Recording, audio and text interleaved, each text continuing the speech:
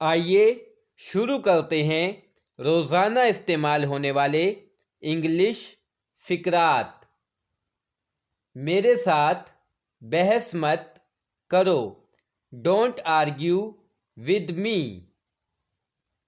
तुम मुझे समझते क्यों नहीं, वाई डोंट यू अंडरस्टैंड मी।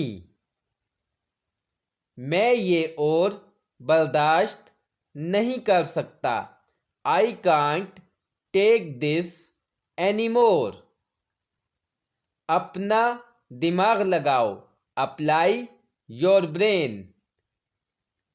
इशारा मत करो, डोंट जेस्चर।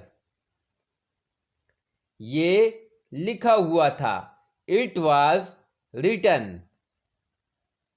एक मिनट रुको, होल्ड ऑन फॉर 1 मिनट। उसे सोने दो, लेट हर स्लीप। मैंने बहुत मज़े किए, I had a lot of fun. हमें अब चलना चाहिए, वी मस्ट लीव नाउ। मेरा पेट भर गया है, आई एम फुल। ज़्यादा शोर मत मचाओ, don't make too much noise. अगर वीडियो अच्छी लगी हो तो हमारे इस चैनल को सब्सक्राइब कर लें।